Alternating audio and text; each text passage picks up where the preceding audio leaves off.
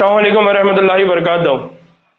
कल हमारी क्या बात चल रही थी? कल हमारी बात चल रही थी जेनेटिक मटेरियल की खुसूसियात। स्पेशली हम ये बोल रहे थे कि जेनेटिक मटेरियल कौन रहेगा और इम्पोर्टेंटली जेनेटिक मटेरियल का रोल कौन प्ले करेगा। तो हमने कहा कि न्यूक्लिक एसिड करेंगे।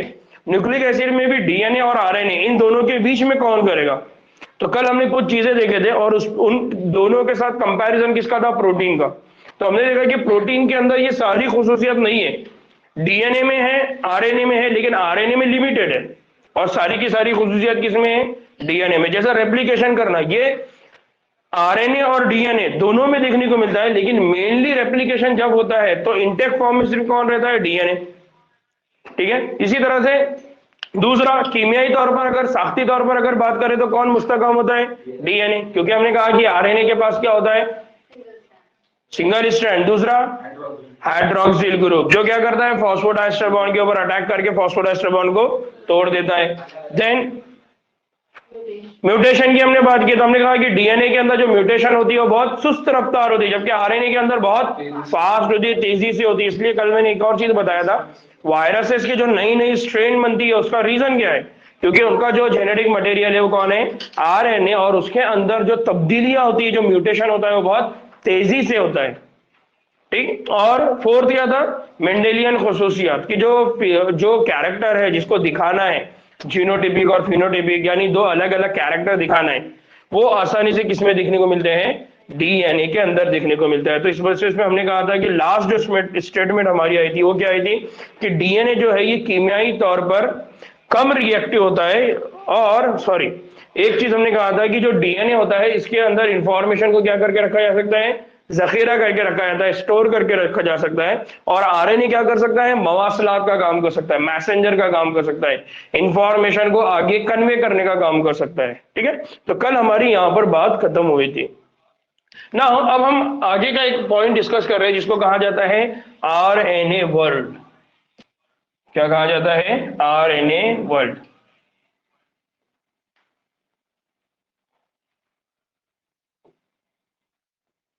क्या कहा जाता है इसको? RNA world.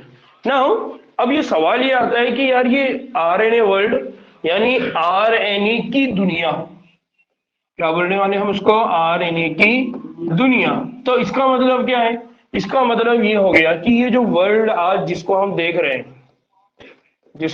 इस दुनिया को, यानी इस वर्ल्ड की अगर हम बात करते हैं दुनिया, तो इसका मतलब दुनिया दो हिस्सों में तकसीम हो गई। एक जो है वो कौन सी है? डीएनए, और एक है आरएनए। तो सवाल ये आता है कि आप किस बुनियाद पर आरएनए वर्ल्ड बोल रहे हैं और आप किस बुनियाद पे क्या करें? DNA world. सर आरएनए की अलग जो हिस्ट्री हिसाब से सर आरएनए का फंक्शन सर दोनों भी जेनेटिक मटेरियल में एक अलग में है, जैसे एक वायरस में है और एक दूसरा बाकी ये सारे एनिमल्स में। सुफियान में तुम कुछ बोलना चाहेंगे? मंसूर, क्वेश्चन सिर्फ ये है कि हम यहां पर बोल रहे हैं आरएनए वर्ल्ड, आरएनए की दुनिया। तो मैं ये बोल रहा हूं कि अगर वर्ल्ड दुनिया की अगर हम बात कर रहे हैं तो एक को हम बोल रहे हैं आरएनए और एक को बोल रहे हैं डीएनए वर्ल्ड, डीएनए दुनिया। तो ये जो डिफरेंस है किस बुनियाद पर हुआ होगा या किस बुनियाद पे हो रहा होगा, या जो हमने अभी तक खुसूसियात पढ़े उस खुसूसियात से क्या चीज आपको समझ में आई कि यहां पर क्यों बोला जा रहा है आरएनए वर्ल्ड?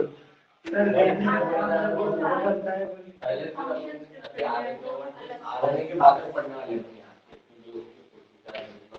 आरएनए कौन सी चीजों में जेनेटिक मटेरियल ना। अब मैं सबके बात सुन के अब मैं अपनी बात रखता और ये क्या है बताता हूं।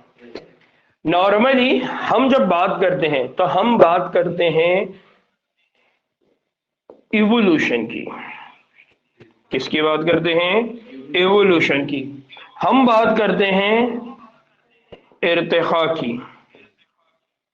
हम बात करते हैं दुनिया के बनने, फिर दुनिया के अंदर जो इख्तिलाफ है। अब इख्तिलाफ का मतलब क्या है? वेरिएशन, फर्क, है ना। दुनिया के अंदर जो इख्तिलाफ है, दुनिया के अंदर जो फर्क है, उसकी बात करते हैं। फिर हम ये कहते हैं कि दुनिया के अंदर ये जो फर्क आया है, ये फर्क कैसे आया, और ये जो दुनिया के अंदर इख्तिलाफ डेवलप हो रहे हैं, ये जो फर्क आ रही है, ये जो तब्दीली आ रही है, ये तब्दीलियों की स्पीड क्या रही होगी, रेट क्या रहा होगा, कितनी फास्ट ये तब्दीलियां होगी। तो पहले जमाने में किस तरह से ये तब्दीलियां होती आई और आगे ये तब्दीलियां कैसे होने वाली है। फॉर एग्जाम्पल, जब हम बात करते हैं इर्तिका की, इवोल्यूशन की, तो साइंटिस्ट कहते हैं कि इस दुनिया के ऊपर कुछ नहीं था, ठीक है, फिर अचानक में एक धमाका हुआ, और धमाका होने के बाद क्या हुआ, धमाका होने के बाद जमीन के ऊपर बहुत सारी चीजें बनना शुरू हुई। उनमें सबसे पहले जो चीज बनी वो बोलते हैं कि सेल, एक खलिया, और उस एक खलिए के अंदर धीरे धीरे तब्दीलियां हुई। तो वो एक खलिए से कसीर खलवी बना, यानी जिसको आज हम मल्टी सेलुलर एनिमल कह रहे हैं, और वो कसीर खलवी जो भी उस वक्त का ऑर्गेनिज्म बना होगा, तो उस कसीर खलवी से कुछ बन गए पौधे, कुछ बन गए एनिमल्स, एनिमल्स में भी कुछ बन गए मैमल्स, कुछ बन गए बर्ड्स, परिंदे, कुछ बन गए रेप्टाइल्स, रेंगने वाले, कुछ बन गए एम्फीबियस, पानी में और जमीन में रहने वाले, पौधों में कुछ बन गए एंजियोस्पर्म, कुछ बन गए एंजियोस्पर्म, कुछ बन गए टेरिडोसाइट, कुछ टेरिडोफाइट, कुछ बन गए ब्रायोफाइट। इस तरह से वो बोलते हैं कि ये वेरिएशन हुआ, ये इख्तिलाफ हुआ, ये तब्दीली। ये जो तब्दीलियां हुई आज तक, वो तब्दीलियां कई सालों में हुई, तो वो एक के बाद बहुत फास्ट हुई। आज हम ये देखते हैं कि इंसान जैसा पहले था आज भी वैसी है, उसमें किस तरह की तब्दीली हो रही है। अब उसके अंदर अगर जो तब्दीलियां हो भी रही है, तो वो तब्दीलियों की स्पीड कितनी है, वो बहुत फास्ट है क्या, नहीं, वो तो बहुत स्लो है। इसका मतलब जो पहले तब्दीलियां हुई वो बहुत जल्दी जल्दी हुई, आज जो तब्दीलियां हो रही है वो बहुत सुस्त रफ्तारी से हुई। इसका मतलब यह है कि पहले जो तब्दीलियां इतनी फास्ट हुई वो इसलिए हुई क्योंकि उस वक्त जो जेनेटिक मटेरियल का रोल प्ले कर रहा होगा वो कौन था, आरएनए। इसका मतलब वो जो दुनिया थी आरएनए की थी, आज की जो दुनिया है, क्यों, क्योंकि उस वक्त जो इर्तिका हुआ वो बहुत फास्ट हुआ, कम वक्त में हुआ, जल्दी जल्दी हुआ। यूनिसेलुलर, मल्टीसेलुलर, मल्टीसेलुलर में प्लांट अलग, एनिमल अलग, नबातात अलग, हैवानात अलग, हैवानात में इतने सारे। लेकिन आज हमने को देखने को मिलता है क्या, हमको आज भी टाइगर जैसा हम पैदा हुए थे, आज भी वो टाइगर वैसा ही है। इवन बंदर जो था वो आज भी बंदर ही है। डार्विन का कंसेप्ट समझ में आ रहा है। इसका मतलब क्या हुआ कि वेरिएशन हुआ, फर्क आया, तब्दीली आई, लेकिन पहले जो तब्दीली आई वो बहुत फास्ट आती थी। तो उसका रीजन क्या है, तो उसी कंसेप्ट को यहाँ पर समझाया गया। ठीक है, अब 9 बात को समझो। हाँ इमरान भाई तुम,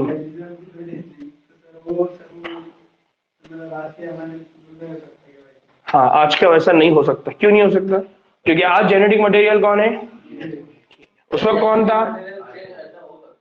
हाँ तो वो क्यों हुआ, कैसा हुआ, उसी की बात हम यहाँ करें। ठीक है, तो पहले ये सुन लो, समझ लो, और उसके बाद फिर अपने अपने हाइपोथेसिस देना, अपने ख्यालात का आप बिल्कुल इजहार करिए, लेकिन इसके बाद। ठीक ना, पहले बात को समझो।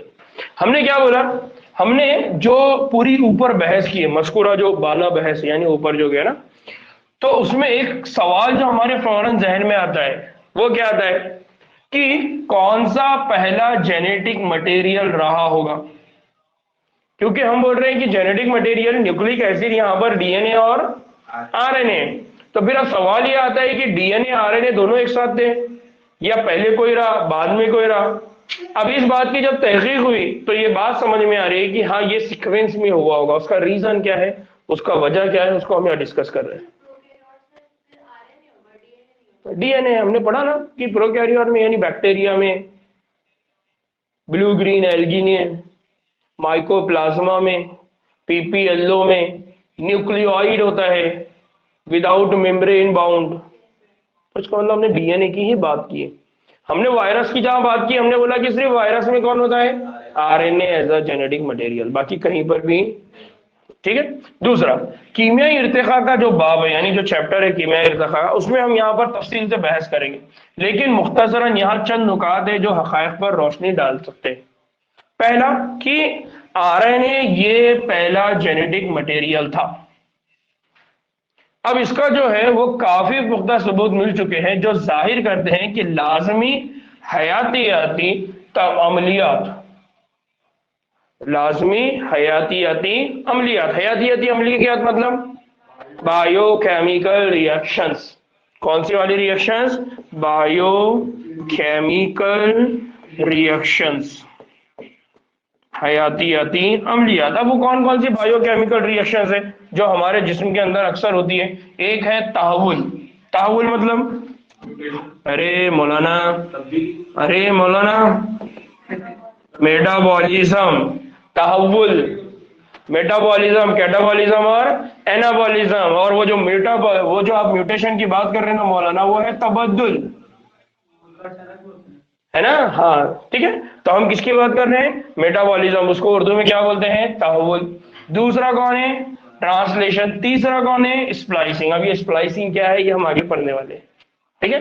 अब ये इसको रहने दो यहाँ, सिर्फ इतना बात समझ लो कि एक हमको मालूम है तहव्वुल, एक मालूम है ट्रांसलेशन। स्प्लाइसिंग क्या है ये हम आगे पढ़ेंगे और मैं ये दोबारा आपको याद भी दिलाऊंगा।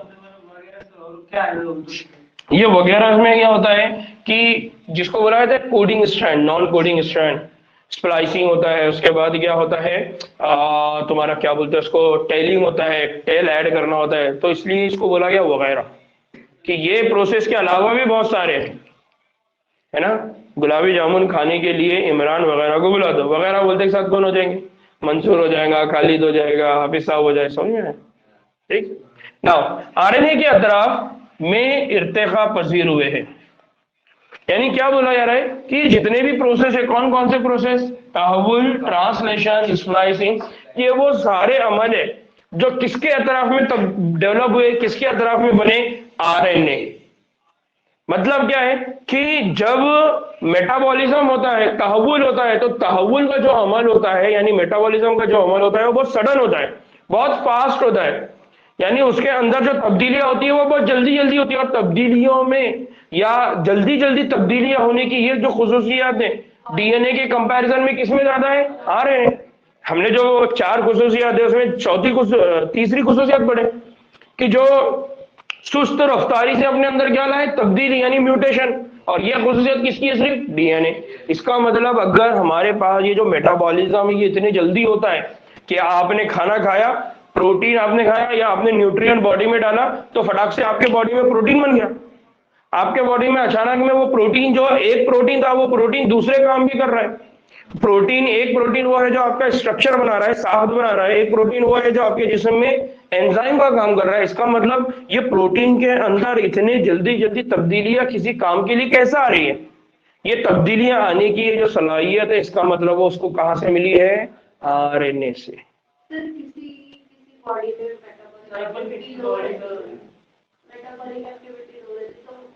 वहां क्या कंडीशन होती है, किस तरह की होती है, उसको हम आगे देखने वाले हैं। यहाँ जिस लेवल पर हम बात कर रहे हैं यानी वो मेटाबॉलिज्म वाली, लो होने वाली, वो सारी बातें हम आगे पढ़ने वाले, ठीक है? यहाँ जिस मेटाबॉलिज्म की हम यहाँ बात करने वाले, वो मेटाबॉलिज्म सिर्फ हमारा ये चल रहा है कि ये आरएनए से रिलेटेड है या डीएनए से। बाकी का किसी का मेटाबॉलिज्म कम होना, किसी का मेटाबॉलिज्म ज्यादा होना, हम इसको आगे जब हम ब्लड सर्कुलेशन पढ़ेंगे दैट टाइम हम इसको पढ़ेंगे। मैं वहां इंशाल्लाह इसको और समझाऊंगा, ठीक है? तो हम ये बोल रहे हैं कि अगर आज हम तहव्वुल, ट्रांसलेशन को देखते हैं तो वो कहां पर हुआ? वो भी इर्तिका पजीर हुआ। और वो किसके तरफ में इर्तिका पजीर हुआ? आरएनए। क्यों? क्योंकि जिस तरह से आरएनए में जल्दी जल्दी तब्दीलियां आती है, फटाफट वो प्रोसेस होता है स्पीड में, वैसे ही हमारे पास कौन होता है? तहव्वुल होता है। वैसे ही कौन होता है? ट्रांसलेशन होता है। फिर एक और हम कह रहे हैं कि जो आरएनए है, आरएनए जेनेटिक मटेरियल की तरह काम करता था और कैटालिस्ट की तरह भी काम करता था। जेनेटिक मटेरियल की तरह काम करता था, उसका आज का सबूत कौन है? वायरस। और कैटालिस्ट की तरह काम करता था, इसका सबूत कौन है? राइबोजाइम।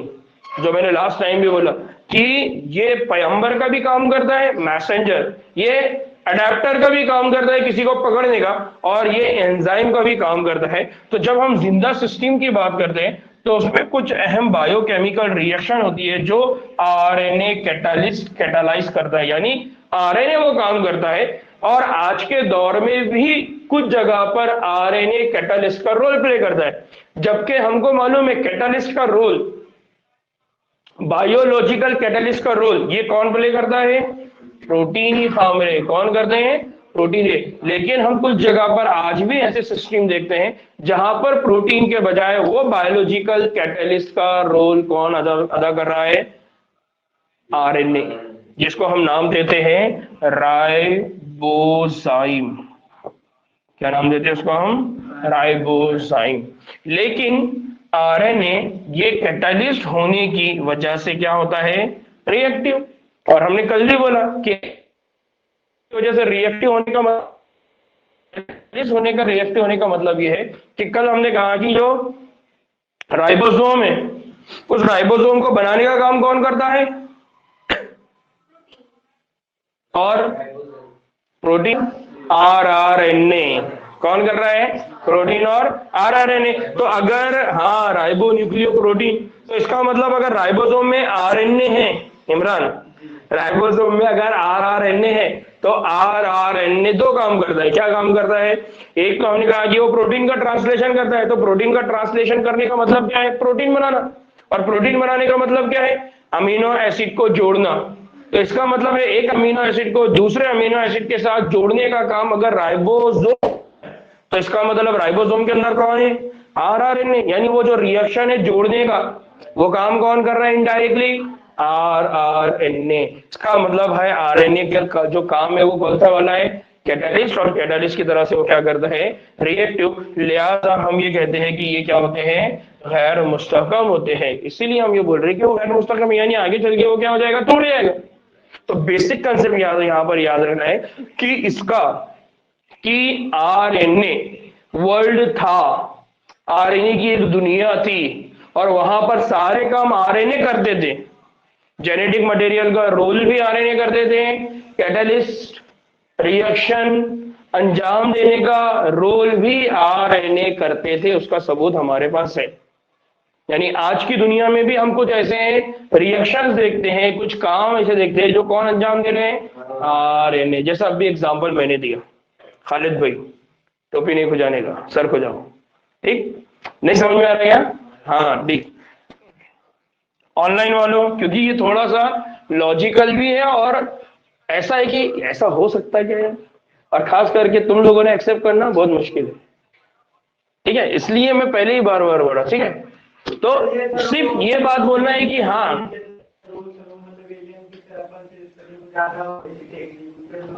बहुत भारी मनान। तू कौन से एलियन के पास गया? एलियन सर जो, अरे एलियन रहते क्या दीवाने? सब बोलते हैं ना, तो मैं वही बोल रहा हूँ, वो बोलने वाली बातों पे भरोसा करता है क्या? है ना, ये बुक में वाली बातों पे भरोसा करना है यार को। ठीक ना। दूसरा कि अगर इस तरह से होता था कि प्रोटीन की जगह एंजाइम्स अगर कैटालिसिस का काम करते थे, इसका मतलब ये है कि इसलिए एक कीमियाई तब्दीलियों के बाद आरएनए से क्या बनना शुरू हो गया? डीएनए इर्तिखा पजीर हुआ, जिसने इसको और क्या बना दिया? मुस्तहकम। अब आरएनए से डीएनए में क्या तब्दीली आई? पहली चीज कि डीएनए क्या है? Double standard. आरएनए क्या थे? Single standard. दूसरा तब्दीली क्या है? थायमीन और यूरासिल। तीसरी तब्दीली क्या है? कार्बन नंबर 2 पर हाइड्रोक्सिल की मौजूदगी और गैर मौजूदगी। तो अब प्रॉब्लम क्या थी आरएनए वर्ल्ड में? कोई भी इंफॉर्मेशन स्टेबल नहीं रह सकती, मुस्तहकम नहीं रह सकती, महफूज नहीं रह सकती। जानदारों के अंदर क्या होने वाली है? फटाफट तब्दीलियां होने वाली है। कोई भी काम जब होने वाला है तो उसमें बहुत फास्ट होने वाली है, बेसब्री वाली दुनिया थी, मतलब वो समझ में आ रहा है? तब उस हाँ, उन्होंने कैसा सोचे? उन्होंने ये सोचे कि अगर आज की दुनिया में कुछ काम अगर आरएनए कर रहे हैं, इसका मतलब ये जो आरएनए आज कुछ काम कर रहे हैं, इसका मतलब सारे काम पहले यही करते थे। क्यों? क्योंकि आज जो तब्दीलियां हमको दिखती है वो बहुत स्लो है और पहले जो तब्दीलियां थी वो बहुत फास्ट होती थी। समझ में आ रहा है साइंटिफिक ब्रेन कैसा चलता है? हाँ, मतलब आज की जो आपके पास नॉलेज है उसको आप अप्लाई करते जाते हैं कि पहले क्या हुआ होगा और उसके नतीजे में आप फ्यूचर क्या होगा ये डिसाइड करते हैं। इसको बोलते हैं तहकीक, इसको बोलते हैं रिसर्च। अभी तुम लोग भी मकाले वगैरह देंगे ना आलिमियत में, क्या नहीं रहते हैं ना? हाँ, तो उस वक्त ये लो, तुम लोग बोलो बाज़ाब्ता कि मौलाना हम लोग ये लेते हैं बोलना, है ना? कुरान में जहां पर जिक्र है कौन सा वाला है वो? सूरे हूद। सूरे हूद में ना धमाके का जिक्र, क़यामत वाला जो मतलब मंजर खींचा हुआ है वो लो और इसको इर्तिका के साथ पेश करो, तुम लोग इवोल्यूशन के नजरिए के साथ पेश करो उस मखाले को तुम्हारे उस, क्योंकि आज तुमने इसको पढ़ा है ना बायोलॉजी के सिस्टम को, उसको अप्लाई करो उस सिस्टम के साथ और बताओ कि ये बात कितनी सही है कितनी गलत है। देखो उसमें मौलाना इसरार साहब ने क्या बोले, जावेद अहमद गांधी क्या बोल रहे, डॉक्टर जाकिर नाइक क्या बोल रहे, किस तरह से इसको एक्सप्लेन कर रहे हैं, अली मियां ने क्या बोले, ये सारा देखो और थीसिस बनाओ अपना, पेश करो लोगों के सामने, लोगों को मालूम तो पड़े कि यार ये भी कुछ बातें हैं जो बायोलॉजी बताती है और यही बातें कुरान के अंदर भी है, लेकिन कुरान इसका अंदाज कैसा पेश करता है? कुरान इसका अंदाज पेश ये करता है कि ये चीजें ऐसी नहीं हुई, इसको करने वाले हम हैं, इसीलिए इसमें क्या है, एक सिस्टम है, एक नज्म है, और तुम जहां तक नजर घुमाओगे वहां पर तक तुमको क्या दिखेगा? सिस्टम। कोई भी चीज बेरब्त नहीं है, तो ये बात को तुमको बताना पड़ेगा। हाँ हाँ, ये जो थ्योरीज है, ये थ्योरीज अलग अलग साइंटिस्ट ने पेश की है। हम जब इवोल्यूशन का चैप्टर पढ़ेंगे ना उसमें हम ये बहुत ज्यादा डिस्कस करेंगे। हाँ मेंशन है वहां पर, नेम सुन के मेंशन है वहां पर, है ना? अब दो धागी और कॉम्प्लीमेंट्री स्ट्रैंड होने की वजह से क्या हो गया? डीएनए को और क्या मिल गई? मरम्मत का अमल। मरम्मत का अमल मतलब रिपेयर। कौन सा मैकेनिज्म? रिपेयर मैकेनिज्म में भी क्या होगी, जिसकी वजह से क्या होगा, जब भी वो इर्तिका पजीर हुआ तो तब्दीलियों की दोबारा क्या हो जाएगी?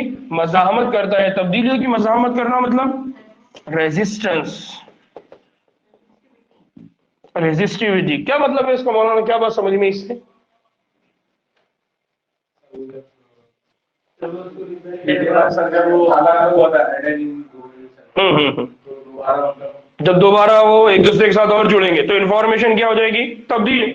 अगर इंफॉर्मेशन तब्दील हो गई तो पहले जो बना था वही बनेगा क्या? नहीं, आप क्या बनेगा? कुछ और। कहां पर? आरएनए की केस में। अब क्या हुआ, हमने कहा कि यहां पर वो क्या बोल रहे हैं कि दो धागी और कॉम्प्लीमेंट्री स्ट्रैंड होने की वजह से डीएनए के अंदर क्या हो गया? रिपेयर मैकेनिज्म डेवलप हुआ। और ये रिपेयर मैकेनिज्म क्या करता है? ये रिपेयर मैकेनिज्म का जो काम है वो क्या है कि जो भी इर्तिका पजीरी होगी, जो भी तब्दीली आएगी, जो भी चेंज आएगा, जो भी इवोल्यूशन होगा, वो इवोल्यूशन को वो क्या करेगा? रेजिस्ट करेगा, मज़ाहमत करेगा, रोकने की कोशिश करेगा। फॉर एग्जाम्पल मैं हूं, अब मेरे डीएनए के अंदर क्या हो गया? म्यूटेशन हो गया। अब मेरे डीएनए के अंदर दिन भर में ऐसी कितनी म्यूटेशन होती होंगी? क्यों? क्योंकि मैं सूरज की रोशनी में आ रहा हूं, मैं कुछ ऐसे केमिकल खा रहा हूं। लेकिन ऐसा तो होता नहीं कि अचानक में मेरे जिस्म के अंदर कैंसर डेवलप हो गया, या मेरे अंदर कोई और बीमारी हो गई, या मेरे दोस्त निकल गए। क्यों नहीं होता ये इसलिए नहीं होता कि अगर सूरज की रोशनी, सूरज की किरणें, यूवी रेडिएशन या केमिकल की वजह से मेरे डीएनए के अंदर म्यूटेशन भी हो जाए, तब भी उस म्यूटेशन को दुरुस्त करने का सिस्टम आज हमारे जिस्म में है। अगर वो नहीं रहता तो इंफॉर्मेशन चेंज हो जाती है और वही information generation to generation pass होती है। आने वाली जनरेशन में हो सकता है कि मेरे बेटे के सर पे, लेकिन ऐसा है क्या? नहीं है। क्यों? क्योंकि डीएनए के अंदर एक जो खास बात डेवलप हुई, वो क्या डेवलप हुई? उसके अंदर क्या होता है? Repair mechanism. लेकिन ये रिपेयर मैकेनिज्म उस वक्त अवेलेबल था क्या? नहीं। इसलिए आरएनए क्या होते थे? टूट जाते थे। जब जुड़ते थे तो उनके अंदर क्या हो जाता था? म्यूटेशन, तब्दीली, और नतीजे में फिर हमको क्या देखने को मिलता था? डिफरेंस, फर्क, वेरिएशन। तो ये जो वेरिएशन हमको इतना बड़ा पहले जमाने में दिखाई दे रहा है, उसकी वजह क्या है? क्योंकि उस वक्त जो आरएनए था वो जेनेटिक मटेरियल था, उसमें जो भी म्यूटेशन होती थी, तब्दीलियां होती थी, उसको आप रिपेयर नहीं कर सकते थे, उस इंफॉर्मेशन को आप स्टेबल नहीं रख सकते थे। इसलिए उस दौर में हमको बहुत ज्यादा तब्दीलियां तेजी से देखने को मिलती है। लेकिन आज वही तब्दीलियां बहुत स्लो है। क्यों? क्योंकि डीएनए के अंदर अगर म्यूटेशन हो भी जाए तो डीएनए के अंदर कौन सा मैकेनिज्म है? Repair mechanism. इमरान भाई, आपकी गाड़ी पंक्चर हो गई तो उसको क्या करते? क्या करते हैं? पंक्चर बनाते, बोल रिपेयर करते। समझ में आ रहा है? रिपेयर करना मतलब उसको दोबारा मरम्मत करना, सुधार लेना। क्या यार इमरान, समझ में आता है तुमको?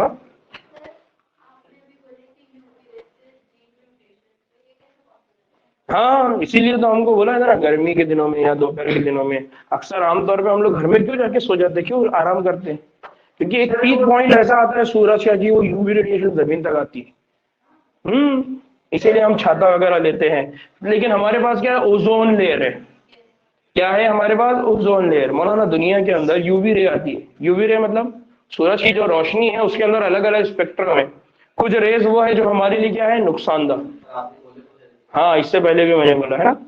तो अभी इसको हम आप लोग फिजिक्स में भी पढ़ेंगे सर, इसको और अच्छे से समझाएंगे आप लोग इंशाल्लाह। Spectrum, light. मतलब आती नहीं होगी, आगे तो खत्म। कौन आ गए तो वो खत्म, वो अगर आ गई तो वो हमारे अंदर क्या रखता है? हमको नुकसान पहुंचा सकती है, खत्म नहीं करेंगी।